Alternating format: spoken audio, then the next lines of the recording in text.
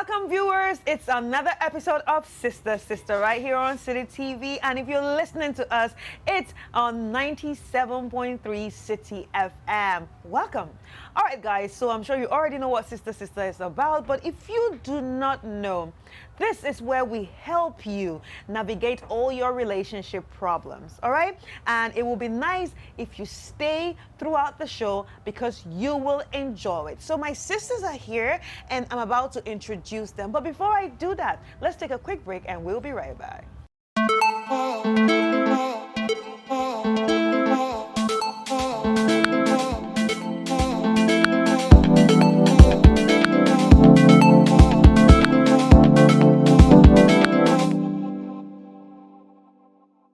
Welcome back. If you're just joining us, this is Sister Sister. And let me remind you, this is the longest running relationship program in the history of TV here in Ghana.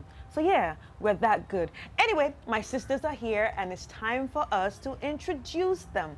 All right, sisters, we have Rosie. Hi.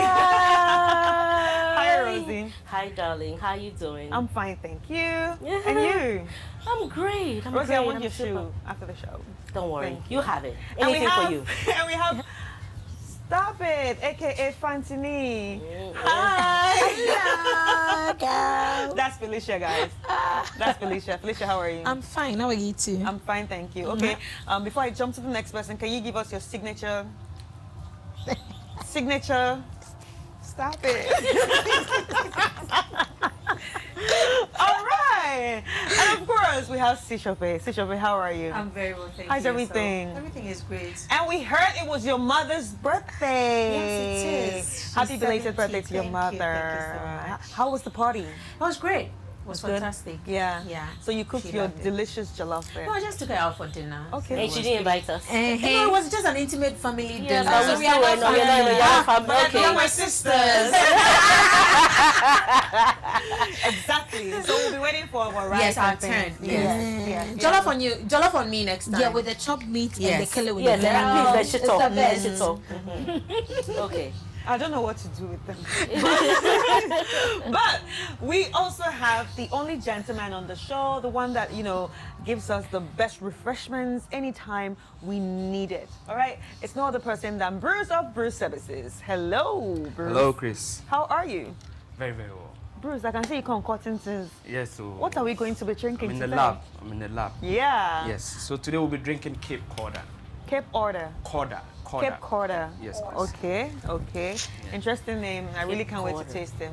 Okay. All right, guys. So we have our letters ready. But before we get to our letters, I just want to remind you that you can actually send in your comments or your thoughts to the number on WhatsApp 020344 7033 020344 7033. And you can join the conversation on social media by just hashtagging Sister Sister, hashtag Sister Sister, and definitely you can join the conversation. All right, sisters, this looks like a long letter, but hey, we're gonna do it. Ready? Yep.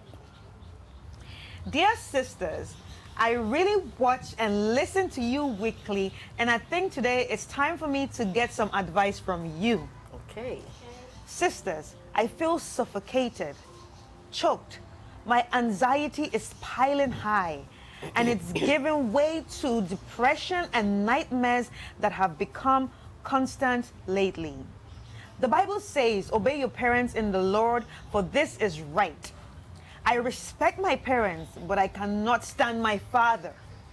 My father is controlling. He's dictating all my life choices, and it's making me sick. Like I said earlier, I'm not a disobedient child. I respect my father the way the Holy Book advised, but I can't stand this anymore. My father is responsible. He is caring. He is present and provides all my financial needs.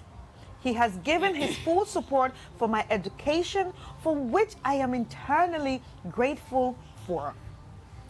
I am 24 years old and in the university studying human resource management, but I feel helpless. I will soon graduate, but I don't even have a mind of my own. He threatens me to withdraw his financial support anytime I take an independent move in life. I'm a content child, but what I get is not enough to save up anything tangible. He doesn't allow side hustles either. So he makes sure I solely depend on him. He says that even when I start working, if I challenge his bidding, he would curse me and disown me. I am not happy at all. I don't have any real friends, so no social activities are allowed unless it's related to him. There are a lot of things, but I don't want to sound like I'm whining, and this is supposed to, right?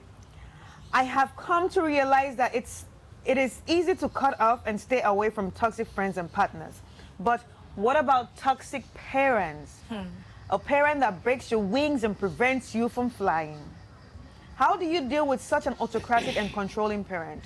Has anyone ever skillfully survived a similar experience? Or there's no escape? Sisters, please help me. Well, this is quite different from the letters that we get. Usually it's partners or friends or, colleagues, but now we're taking it to our parents. It's heavy. It's heavy, right? Yeah. Wow, for the first time, all the sisters are like, wow. Okay, Felicia. I don't know. I think I saw this coming, but yeah. This is very deep and a very sensitive issue, and I would like to be as sensitive as possible because I kind of understand it when you have parents who are let me say the opposite of you. I think, for lack of better words, as you always say, the opposite of you. They really don't understand who you are, or they kind of want you to be exactly what they want you to become. It's a very tricky trajectory to embark on. But what I'll advise the lady is, first of all, she needs to empower herself. Because if you are heavily reliant on someone, it becomes difficult to wean yourself off them. Not to say that it's a bad thing to be heavily reliant on your parent. I know this beautiful girl who had, I won't say the same, but similar situation where she realized that she needed to find ways and means to live where her parents stay, and she did find a solid way. I think one of the things she did was to first find a job.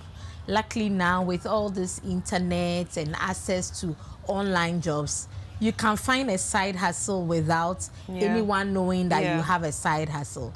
There's virtual executive assistant, data entry, a whole lot of things. You can try and equip yourself and find an online job whilst you are in school and start saving up so that you can live.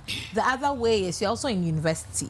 So you can start looking for a national service posting outside of where your parent is. Looking at how controlling your dad is, I'm sure he will try to manipulate it, but try and find a way to get a national service posting. That's one way that's one of the easiest way to always get out of the house. The other thing I would advise it is also, you always need, like, regardless of what your dad is doing, you need an adult in your life to guide you. So start getting close to another family relative. Probably someone who knows your dad very well. What about your mother? In this situation, it These seems like things, I will not go to my mom, because depending on the kind of relationship the father has with the mom, you realize that he has that same influence on the mom. So your mom can't do much, or because of how much she loves her husband, she always tries to get you to understand the father. But if you find someone who is close to your dad, but not necessarily your mom, it could be an uncle, it could be his friend or something, I will usually ask you to go to a family relative. So either your grandfather or grandmother, if they are still alive, or your uncle. Not necessarily to report to your dad, but as you get closer to them and share some of your challenges with your dad, they will help you to understand your dad's personality. Because regardless, they've known him longer than you have. So they will try to make things a bit easier for you. And I think it's something that works for me personally. If I struggle to understand people, I befriend others closer to them. And whilst I share, they help me to understand the people without necessarily changing them. So as I get to better understand them, it helps me manage either my expectation or how I feel towards them. So one, find your security, that is, find a job so you can save enough to wean yourself off him. Do it in a nice way, don't bang the door. So do it in a nice way. You found a national service job, you found another job. If he threatens you to take you off his allowance, let him do, and live within the money, the means, like whatever you earn. If it's 500 cedis, live within that means. Find something that works for you. Get close to a relative who can help you better understand your dad. As for changing, there's no way you can ever change him. But as you wean yourself away from him and you get the financial independence, you grow and show your maturity, he will begin to appreciate who you've become. It's not easy. It won't happen within a year. It won't happen in 2 years. Trust me, even 5 years might be too early. It takes time, but you also need to be psychologically prepared for this, because it takes a whole lot of time. It might even take you away from family events, because you might not be able to engage. But never take a bitter stand, because regardless of what you do, you've clearly stated that he's played an iconic role in your life. He's been there for you. It's just his personality. I can't beat the man that much, because there are some people, that's who they are. Maybe he's protecting you from some mistakes he made as a young adult and other things, or some things he's been through that he doesn't want you. Maybe that is his way of communicating love, but it doesn't resonate to you as such. So find a way. And the same relative you've been talking, you start talking to might also speak to him, but in a different light, not necessarily reporting that you came to tell them about that, but try to admonish him to understand you better. As for changing, these adults, they will never change. There's no way you can try to change your father, but you have to manage the relationship you have with them. You can choose friends, like you clearly said, but you can't choose relatives. However, you can manage the relationships you have with your relatives. That is what I would say. Okay. Sister. First of all, I think it's unfortunate that some parents toe that line. Let's just say, for example, aside from the fact that he's authoritative, like she rightly said, it could be because he's trying to protect her from some experiences he has had in the past. But what parents forget is you cannot shield your children forever from whatever it is. They will face life, and when you have shielded them for so long that they've grown without any form of tenacity in themselves, it becomes a lot more difficult when they are now faced with the issues of life. So I think it's necessary that first of all she prays about the entire experience, what she's going through, prays for her dad deeply. The fervent prayer of the righteous availeth much, the Bible says. So it is important that everything you're going through, you pray about it fervently. And then, that being said, she has to, like my sister rightly said, toughen herself financially, get a job, like all that she said, perfect, makes sense perfectly. She needs to get a job, some sort of a side hustle that does not need to be obvious in her dad's face, like I'm being radical, I'm going out of the way to do what I want to do. It has to be gradual and slow and very calculated. And then, of course, she needs to find a relative, even a pastor also, somebody that he has high regard for, to talk to him and to get him to... Sometimes the way you say things to your parents is different from how another adult who understands him also would say it to him. So it's important, it's imperative that she finds someone who her dad has a massive respect for. But not talking about respect. What if he doesn't have respect for anybody? Because their parents, they're like toxic people, especially people that are narcissists. They view everybody's point of view as useless. So what if she's dealing with that kind of person that doesn't listen to anybody, that thinks the pastor is talking gibberish, that thinks he's the most intelligent in the family because he has the money? Now, all the avenues will not all fail or all go through, but you need to try all these avenues and then whichever one doesn't work, at least the others would work in your favor, and then you take it from there, one step at a time. You continue to pray for them, because our parents are our parents. At the end of the day, I don't think any parents wants evil for their children. Sometimes the way you just go about things ends up becoming toxic to your children. And so, that being said, she just has to go through these procedures, hoping that more than one or two works in her favor. Right. But the first things first, she needs to get herself empowered. Right. Yeah. Right.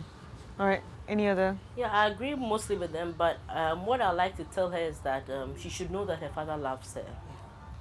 And I don't think the father is narcissist, because if the father is a narcissist, most likely there will be some form of, she hasn't complained about the father controlling the mother, abusing the mother, or even being verbally abusive towards her. But he's threatening. Yes, he threatens always. Yes, because why should you threaten? Wait, so the thing is, sometimes as a parent, you go through certain things in life. You watch maybe relatives go through certain things in life, and in your mind, you want to shield your children. Yeah. Those of us who have children, we all do it. Yeah. We all know that we used to play Kofi and Nama, and we used to play, how do you call it, Pilolo and all those things.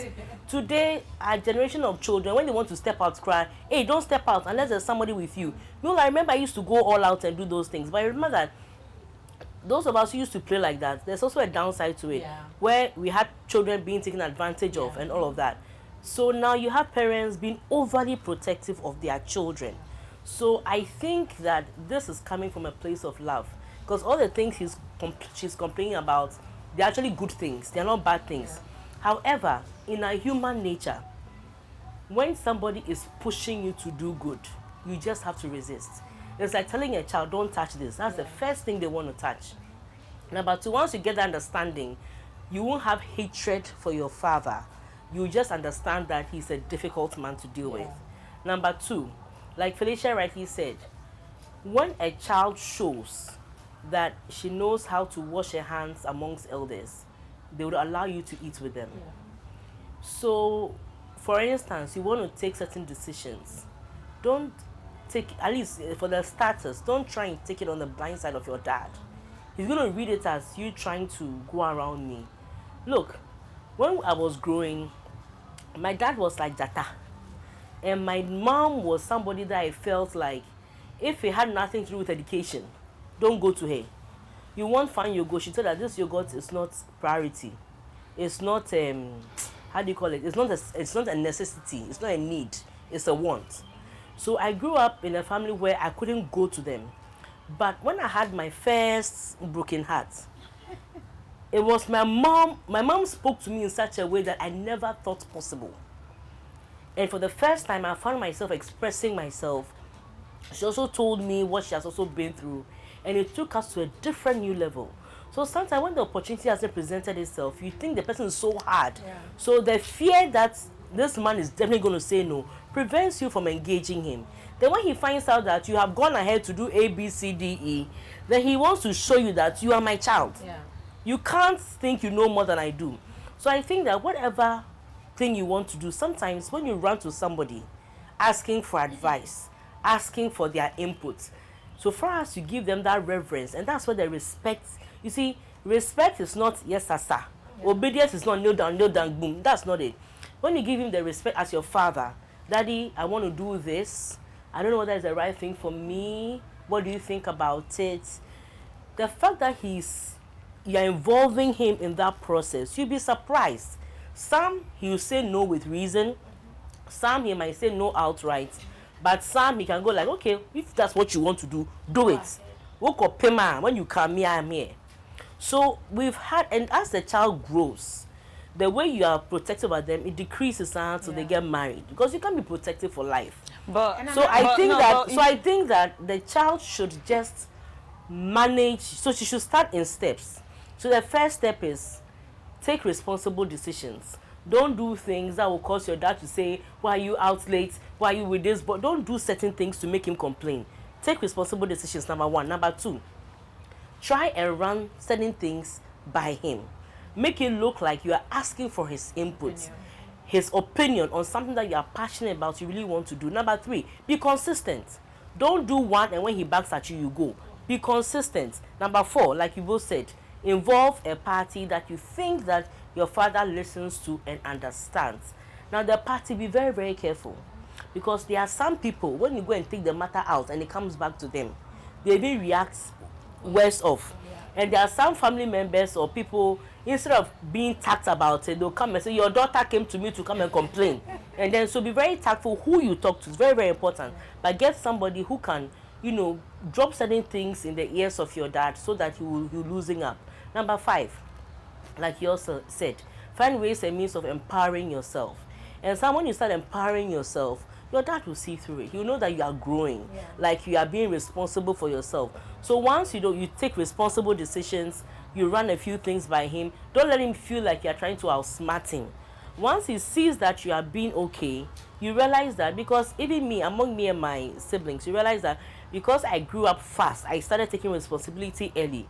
My parents were a bit lax about certain things. They were more controlling of my younger sisters than they were of me, because quickly I started being responsible. I started acting mature. So just start acting mature. Take the right decisions. But most importantly, don't let him feel like you've circumvented him and then you are trying to be smart around it. Right. So what about in the case that this person's mental health is affected?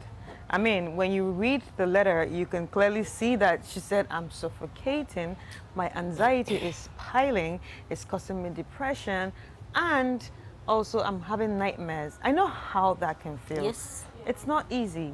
So obviously, it feels like all the weight is on this person instead of the parent. This is a child, and you expect the parent should know better. I was saying, so normally these things, like Citrus said, prayers usually are really helpful. Anytime I personally pray, it calms me down. It gives me some sort of, hope and faith. So it gives me peace inwardly. So starting with prayers, and secondly, finding a life coach or a mentor or a professional, a psychologist, to talk to. And I know in this part of the world, we don't really take these things seriously, but I've made use of them, and they've been so helpful. Yeah. Like just sharing with someone. No, we are all not open to sharing. I know some people struggle with sharing their innermost, like, anxiety and feelings, but it's important for them to do that. If you don't have money to afford a therapist or a coach, mentoring, we have a lot of free mentoring programs out there. AHASPRA, for instance, that's one mentoring program. I know Baobab, and there are lots of mentoring programs. You find a solid mentor. You can go to LinkedIn to find a mentor you can talk to, and even in church. You can find an older person in church that you can look up to as a mentor to talk to. You can even talk to your pastor if he's someone you believe can help you calm down, and get involved in activities. You know, find hobbies, do things outside of the house. You know, our parents, they can be a handful, but sometimes if you also try to understand them a bit, I think it works. And if you have siblings, share with your siblings, because usually it's always good to bounce off things with your siblings. You find a funny something to deal with it. We always, like my siblings and I, we always find hilarious moments, and we just laugh it off and get over it. So if you feel you are mentally affected by this situation, first of all, you can start from home. Your siblings, if you have a sibling, start bouncing off these things. We make fun of our parents, we laugh over it, you get relaxed. Look for a mentor. There are lots of avenues, LinkedIn, even Facebook. You'll be lucky, you might find a very good mentor. So your pastor. So do we all agree right now that the parent is a toxic parent? Not necessarily. Well, I wouldn't say sometimes the person is not toxic, the person is not toxic. Their actions are toxic to the person they are dealing with, but they may not necessarily. Bear in mind, everybody's. One thing I realize is, even advice, people give advice based on their own experiences in life. Somebody can tell you, oh, don't travel abroad. There's nothing there. You know, you can go and come back with nothing. People will tell you all kinds of things because they probably know someone or they've lived a life where they went and nothing happened for them. But in that same vein, other people have gone and they've made it. So I always say, when you are taking advice from people, take it with a pinch of salt. You know, that being said, I don't think it's fair to call him toxic. And the reason why I want to be very guarded. I don't want to call him toxic. Everything that she narrated that he's been doing for her, not one of it is toxic. Yes. The toxicity comes in the sense that she is not allowed her freedom. To live her life. Yeah. All You right, understand? Now, So let us just. Okay. Sorry. There's a list I have here which says signs of toxic parenting. Rigid. They insist their opinions and values are right, and others' opposing ones are wrong. Easily offended, toxic parents tend to be very sensitive to criticism. Manipulative. Parents who are toxic are manipulative. Abusive. Extremely controlling, blaming everyone else, and they affect your mental health and your physical health. Exactly. But Well, over here, I hear words like abusive. I hear words like controlling. You see, the control here is about giving her the best. Do you want a parent who would allow you to do anything but will not pay your school fees? Is that cool enough? But do you also want a parent because I'm paying your school fees, you don't That's have what I'm saying, that we can't have a it mind all. of yours? Sometimes we need to know the setting that we live in, right? We need to know the circumstances that we live in. We are in Africa. Now, the typical African home, when it comes to decision making, we don't even dialogue. Elsewhere, you see a pregnant woman trying to tell the younger child that, oh, you're going to have a little baby, you're going to have a little sister, a little brother. Are you okay with that? Is that okay by you? Over here, all you see is your mother getting pregnant again, and then little boy, little girl don't drop. So let's be very realistic. So does that make it right? Let me finish. It doesn't make it no, right, it doesn't make it but right. What I'm yes. trying to say is that the setting we live in and where he is coming from, the father is coming from, I'm being very careful to label him toxic. But what I think is that the child herself also has expectations, also has needs, and also has wants. So I can understand why she's depressed. It's just like postpartum depression. You've given birth to a child. Everybody is happy for you, but you are depressed because you can't do certain things. You can't go out like you used to. You can't do this. You have a baby to care for. The baby is crying. You can't even decipher it, and you are depressed. Now, is it that the baby is bringing toxicity into your life? No. It's just that how you are interpreting what is happening around you is toxic to you. It's depressing to you. So I'm saying that first and foremost, acknowledge the fact that your dad actually wants the good for you. It is the way he is translating his wants and needs in your life that is the problem. That's why I said, look, if you start talking to him, look, daddy, you know what, I'm sad. I mean, sometimes I wish I could do this. Maybe my friends are able to do this maybe once in a while. If I could, just hang out with this friend of mine. Because like my dad, those times when I never went for any school party. Not one. The first one I went to was end of JSS, and even with that one, he got the driver to drive us dressed in gowns because he said it was an evening dinner. And this was after GSS. We were wearing shorts and we were dressed in gowns, and the driver was made to wait and take us back home after 30 minutes. I felt so embarrassed to the extent that I never went for any school party whatsoever. Do you understand? But then again, I realized that he was shielding me from some of the stories you hear later. Girls being manhandled, things like that. So he's shielding me for some of these things. So at the end of the day, it's because we don't understand where the other party is coming from. We think they may be toxic. So for us, there is no abuse, there is no verbal abuse, there is neglect, and even the threats he's threatening, he hasn't followed through with actions. He's just saying it to put fear of God in you. But if you're able to go to your dad, really, he's your father. If you go to him really and tell him how you feel, respectfully, and let him know, look, and be consistent about it, because you see, when you keep, even God said, when you keep praying, keep praying, at some point you get tired and just answer your prayers. It's the same way. Just keep hammering it. Keep hammering. Let him know that this is a sensitive point for you. As long as okay, fine. If that's what you want to do, then go ahead and do it, and then they'll move on. There's a pastor who preached a certain preaching that I fell in love with. He spoke about, he's one of these Nigerian pastors I really love listening to. He spoke about the fact that there are people in life, placed in our lives, that you cannot circumvent anything around them. You would have to acquire favor from God to deal with them. Sometimes it's a boss, sometimes it's a parent, sometimes, and they are crucial in our lives to the point where, and to the trajectory of your life. So much so that if you try to circumvent them, you will just hit a brick wall. Yeah. And so with most people, and he made an example in the Bible with Esther and the king. And he spoke about how even with Esther, she had to pray to acquire favor with the king. Because God is not going to take away the king just because Esther's bidding. The king has to, his heart has to soften for Esther to get what God intends for her to get. And sometimes in our lives, with those people who are in, sometimes it's even a producer you love to work with. I've had an instance where literally when I am going to work for that producer, when I'm in my car, I'm praying because I don't want to fall on the wrong side of that producer. So I always say, there are people you can't do away with. You just need to continue praying for them to the point where you acquire favor with them, or to the point where they do your bidding. And this is one of those instances. All right. Yes, I agree with that. But now it's time for us to take a quick break. We'll be right back.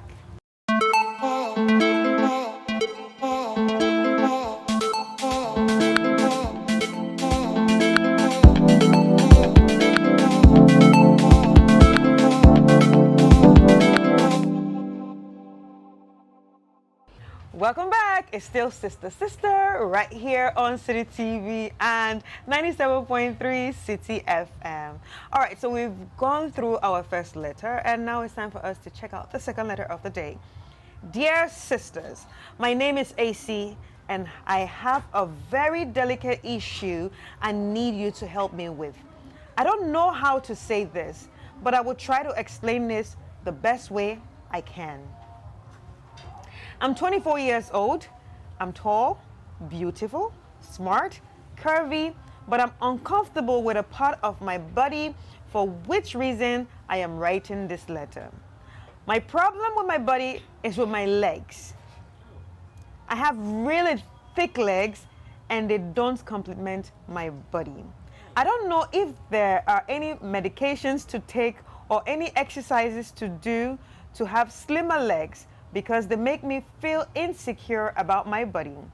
Like I mentioned earlier, I am curvy and I really love bikinis and short clothing, but due to my legs, I feel embarrassed to wear such type of clothing. This uncomfortable body part of mine ruined my last relationship. My boyfriend enjoyed seeing me in bum shirts sometimes, but I couldn't because of my fat legs. I don't wear anything that reveal my legs because I feel embarrassed about them. My friends don't like to take me out because certain occasions at least were required to wear something short in build to reveal my legs. Even just strolling down my street, I don't wear anything short outside my room. It's getting me depressed because I'm not able to feel free around friends and family. And to make matters worse, some people even mock me by referring my legs as yam legs.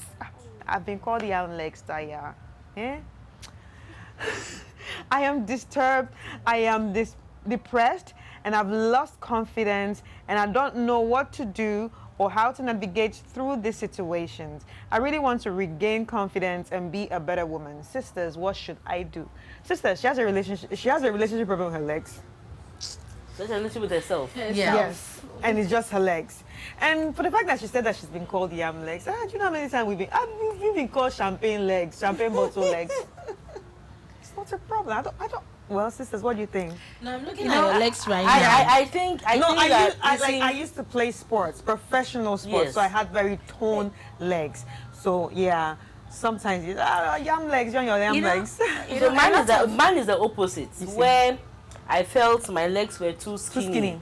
And I wish I had a bit of the calf, when you have that big calf and you wear short things. Thank you. The thing she's complaining about, when you have a big calf. No, but having a big calf is different from having, like, I've seen what she, yes, that the thigh and the leg looks alike. Looking, yes. Yeah. I think that might be what she's. So me, I don't think that is it, because you see, as human as we are, we all have that body part that aches us.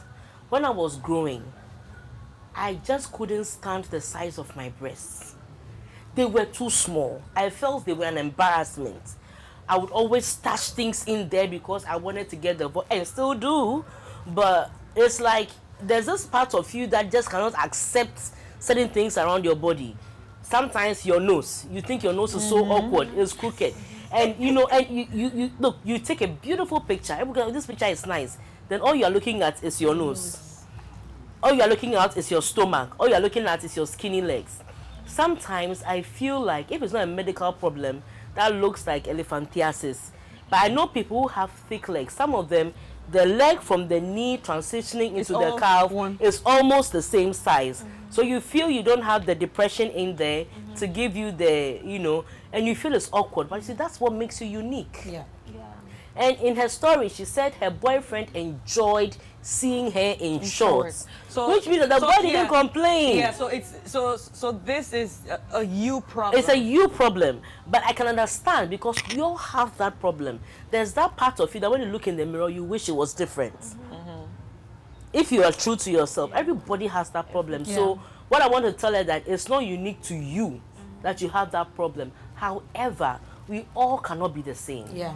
We are all very unique, and it is that thing about you that your boyfriend likes when he sees you in bum shorts.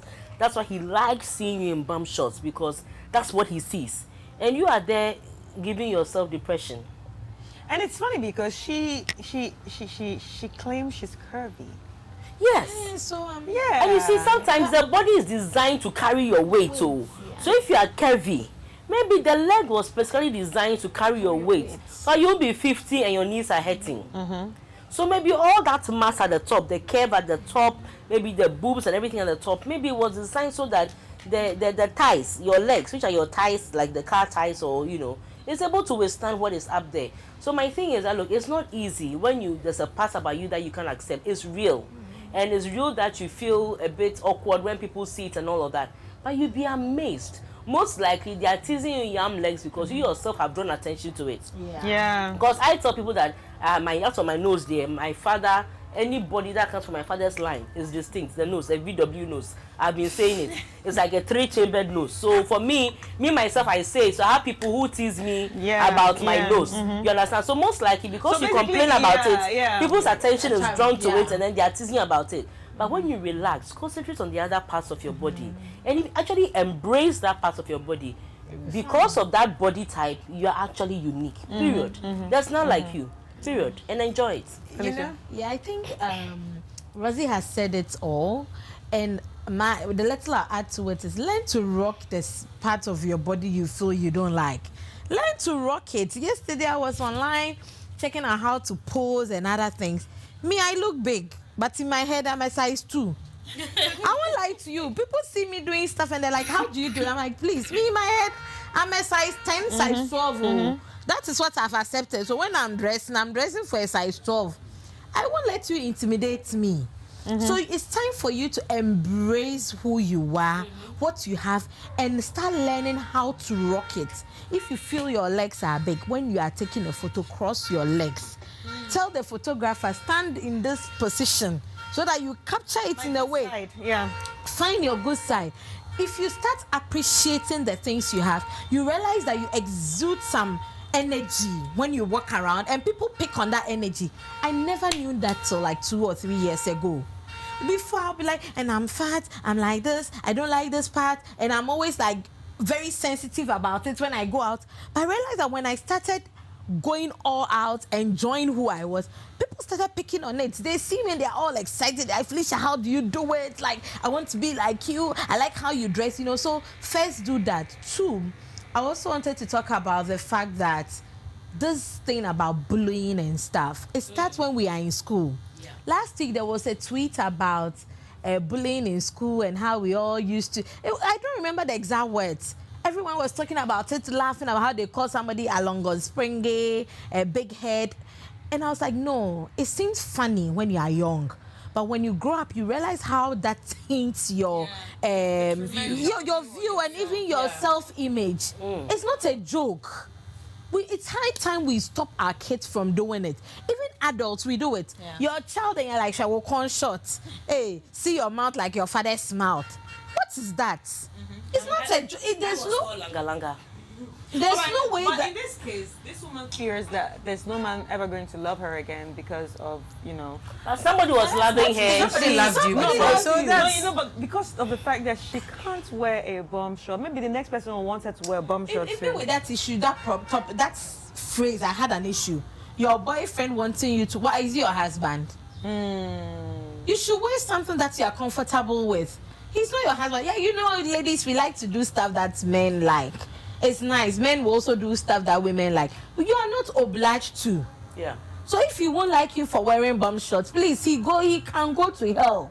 but he actually likes it. He likes He it. actually likes it, Yeah, so but- he No, can- but you see, but I think what she's trying to say is that He you doesn't shouldn't do it because you of shouldn't him, wear yeah. bum shorts because of him if Yeah. you're not happy. So I can see that she wear the bum shorts. The boyfriend likes it, but she will complain the whole time. It turns to an argument, and then later, so the man should be able to accept her Accept for. it. Well, yeah, what she likes. So Yeah. please don't worry about who likes you now because of your life. If the right guy comes around there, you'll be surprised. The things that you don't like about yourself and I think even the fupa, you'll be seeing the man playing with it. You know, yeah. it's so interesting. So if someone really likes you, they will like you for who you are. They will even help you and empower you to embrace the things you don't even like about yourself. So dear, don't worry about that part. Just All right. love you. Teacher. You know, lots of issues in life stem from self-love. Full stop. About bullying, let me go back a bit before I come back to the main point. There are certain things in life that will not stop. For example, when you have children and you take them to school, you don't know what other parents in their homes have taught their children, what they have stopped them from doing and all that. So I always say you need to teach children from the Mentally. get-go to be mentally strong. When you are mentally strong, nothing anybody says. We've all been bullied in school. Yeah, all of us. And it's tainted our image of ourselves at some point. And when you are mentally strong, you always find your way back to the core, the center of your being. I think it's about time we all, when I walk into a room, I assume everybody takes a shit. Everybody farts at some point. Everybody does. We are all imperfect. I used to be very embarrassed about my boobs. So if I start dating a guy and we get to the point where something is about to go down, like I literally would never Exactly. take my bra off That's or anything. me. That's me. But I got to a point, I can't be bothered. You love me, you saw you know?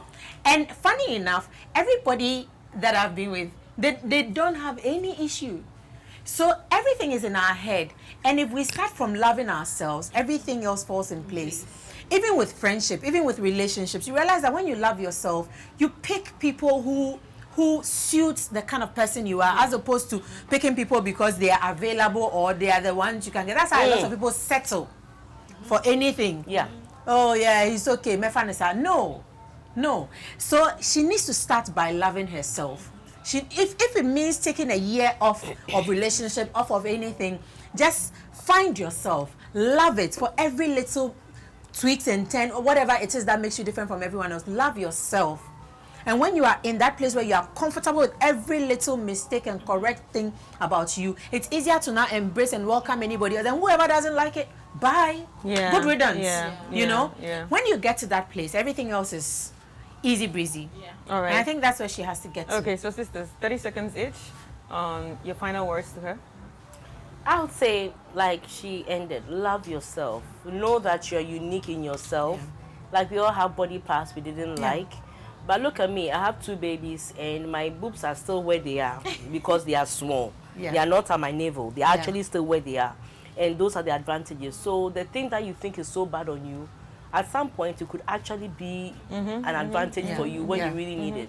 Love yourself. Don't let anybody think that you are less of a person. Yeah. Right. Love right. yourself. Okay. Yeah. So I think they've both said it all. Love yourself. Surround yourself with people who make you feel empowered, powerful. People who shower you with praises, who help you appreciate yourself. That's also very useful. Like, there are times you are down, you look at yourself and you're like, I don't like those legs. And someone will tell you, child, have you seen my nose? Yeah. Anna, have you seen my ear? It makes you feel good to an extent. So Surround yourself with people who make you feel empowered, who will love you genuinely.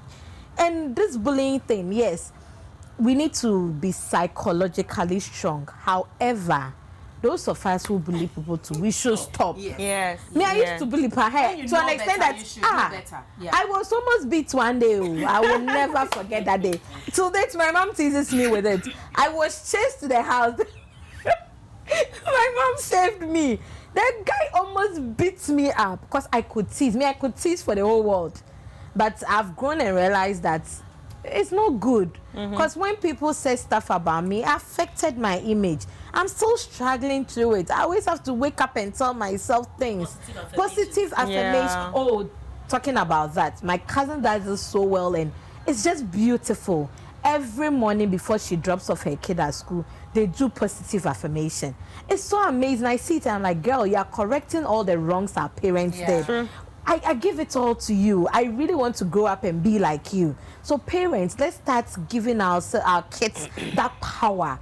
Let's empower their brain. And I think that's one thing African lacks. Yeah. I don't know whether our colonial masters took that away from us by taking us through slavery. No, but I don't think it's about the colonial masters. It's just about the way we do things. We act. If it's governance, my train of thought. it will be just a laissez-faire government. Everything's just laissez-faire. Let it be. Yeah, it's just like that, you know. But I think we need to stop that. We need to be more intentional. We're not very intentional here. We just do things. Okay, that's how our forefathers do it. So we should just leave it like that. Yeah. But you wanted to say something? I run the risk of stepping on certain toes, but this needs to be said. A part of loving yourself comes from the mind, like we've already said, and sometimes it comes from actually starting to love the things that you already have that you admire about yourself. So let's say, yes, you have small boobs, but I have a beautiful face. I have a beautiful smile. Everybody talks about how my smile is beautiful. So I start from there. I start to now count all the little other things that are nice about me that people compliment me for, and start being grateful for that. Now, another thing, a lot of us as blacks have settled in this mindset of, oh, that's how I am. Oh, that's how I am. No, there are certain things you can do something about. Yes. Your grammar is not good. Yes. Start learning. People are teasing you about that. People will always tease you. When you get a job, your bosses will tease you. The bullying doesn't end from primary school. It continues email and throughout you wonder life. how the exactly. And so sometimes there are things that you can actually do something about. there are some things you can need to- change. yes, you are big, madam. You are big means you have health issues when you are growing up. Therefore, it means work on it. And it doesn't mean take yeah. it like that. I need this. No amount of affirmations will change certain things in life. Yeah. Certain things just need to be worked on. And I think we don't say that enough to ourselves. If you are not smart, you make grammatical errors when you are speaking to people. Trust me, your confidence will start to build when you realize that, Charlie, I'm getting it now. I'm speaking a lot more fine English. I'm doing that. It's getting better. Educate yourselves. Empower yourself in areas that you know that, look, you can actually do something about. That way, it diminishes the ones that are not your strong points. Yeah, like for example, to top up with what you just said now. For example, when it comes to body positivity. Yeah.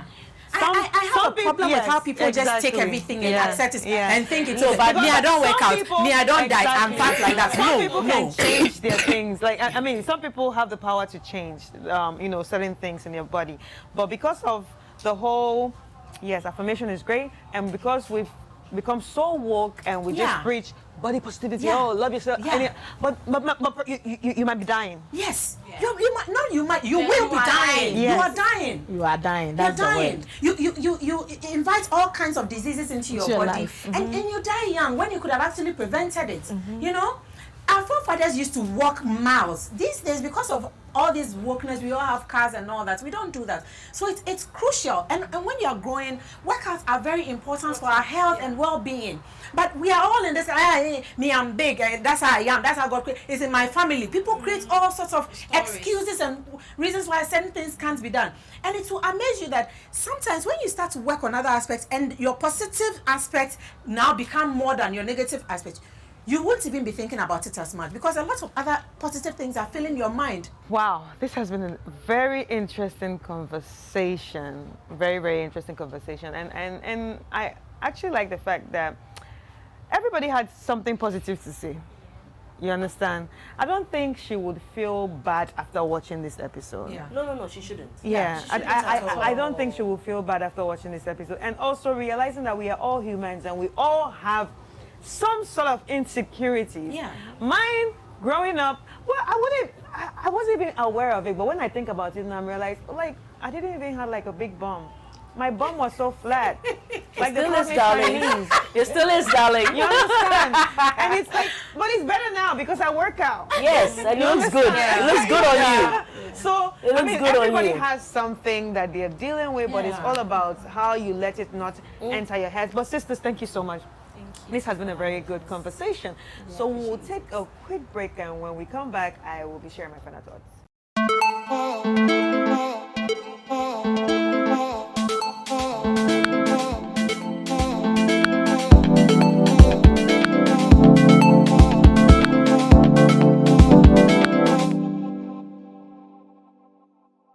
Welcome back, viewers. If you're just joining us, this is Sister, and it's time for us to wrap up the show. But before we do that, I will be sharing my final thoughts on both letters that we just read. The first letter was about, a young girl or a young guy, whoever sent the story, who thinks their parent is being toxic and asking questions like, how do I deal with this toxic, parent?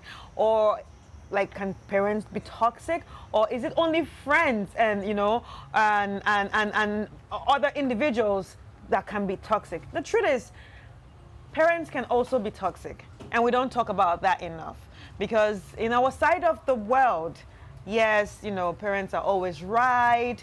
It's an issue we don't talk about. They are doing it because they love us, but sometimes their actions can be a bit overwhelming. And that just brings me to say, yes, some parents can be toxic. So if you're parents and you're watching this, yes, you might be trying to protect your child, but sometimes it gets overboard, especially with the way you act. The way you act can be abusive. The things you say, threatening, even hiding information from them, even talking to them certain ways. All that can be very toxic. And in a world that we are right now pointing our lenses on issues of mental health, this child says, yes, I feel a bit depressed. My anxiety is piling up. These things are real. It's just that a lot of us have been very quiet about it, but it is detrimental to the health. So to the one that wrote this letter and to us, all I can say is it's time for you to have a serious conversation with your father, and it's not going to be easy, but you need to pray about it. Like the sister said, pray about it, have a conversation, and if it can't be resolved, try to set boundaries, and most importantly, try to, start, doing stuff for yourself so you wouldn't be totally dependent on this parent. Because from what you said, he threatens to withdraw his financial help. And yes, you do need these finances. So it's time for you to up your finance game by trying to get a job online, do something on the side, something small that will give you extra cash. But also, it's important for you to, first try to have that conversation with your daddy, you understand, and let him know how exactly you feel. One thing you should have in your mind is that you can never, ever, ever, ever, ever change a toxic person. It's not going to be easy, right? So you just have to brace up for anything that is ahead. But the most important thing is try to have something doing for yourself. So when it gets to that point where he's going to cut you off your financial needs, then you can provide for yourself. All right, so to the lady that actually sent us the letter on having, insecurities when it comes to the bodies, especially your legs, I just want you to know that every one of us has something that we don't really like in our bodies, but you have to learn to focus on the positive sides than the negative, all right? You should be easy on yourself. Don't let the negative sides pull you down. Try to be happy with yourself. And that's all about practicing self-love. Be more positive with yourself. Speak words of affirmation to yourself. Take yourself outside that box of negativity and, shine some light on the things that you think are positive on your body. Like you said, you are a beautiful lady. You are curvy. Why don't you wear clothes that accentuate those curves? Why don't you wear clothes that do not focus on that legs? If you can't wear bum shorts, you can wear nice trousers. You can wear long, beautiful skirts. You can wear beautiful dresses that don't have to show those sides yet. And also, don't be afraid to be vulnerable. I say don't be afraid to be vulnerable because earlier on, as I was talking to the sisters, I told you, I had a flat backside growing up. And it was not a big deal for me because I didn't put so much thought on it. And I was not afraid to be vulnerable. We just laugh about it. So be comfortable about laughing, about some things. Don't be afraid to be made fun of because it's a harsh word out there. People are going to still be mean, even though you do not expect them to be sometimes. There are still going to be bullies out there. But if you're a bully, you need to stop bullying people. But just have a strong mind that people are still going to be people. So don't be afraid to be vulnerable out there. It actually gives you more strength. And also, be more mindful about how you treat your body. All right? Be kind to yourself. Be nice to yourself. And yeah, I think that's the only way we can navigate this. And if you can try exercises that can help slimming your leg, it's possible. All right? The sister said, if there's something you can change, try working on it. So if you think you can change it, try working on it. Okay, that's it for the week, and I hope you enjoyed this episode of Sister right here on City TV. And for those listening, is on 97.3 City FM. Thank you so much for tuning in. My name is Chris Carter, and this has been Sister.